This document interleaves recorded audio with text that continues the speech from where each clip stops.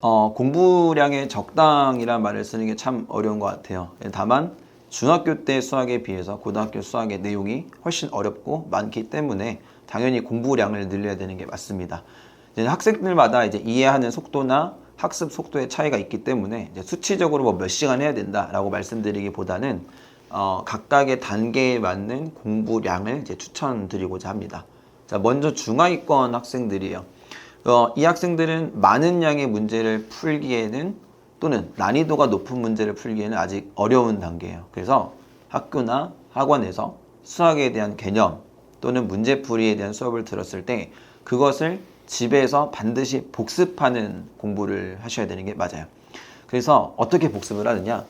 학교에서 배운 개념 또는 학원에서 배운 개념을 본인의 언어로 바꿔서 다시 한번 설명을 해보는 거예요. 저는 이걸 이제 티칭 마인드라고 하는데, 예를 들어서 A라는 개념을 배웠을 때 그거를 다른 사람에게 설명한다라고 생각을 하고 A라는 개념에 대해서 공부를 하는 거예요.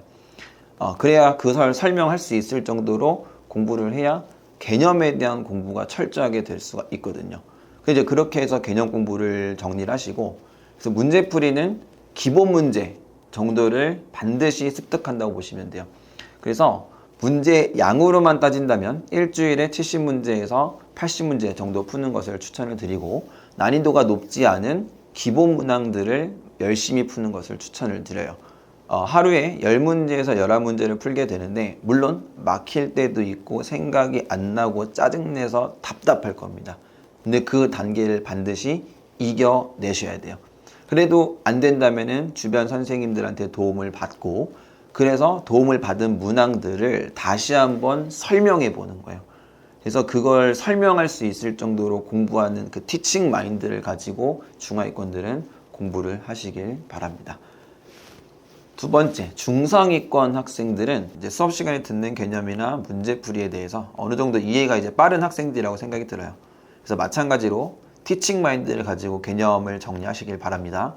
그리고 나서는 문제를 많이 풀어보면서 다양한 경험을 하는 게 중요합니다.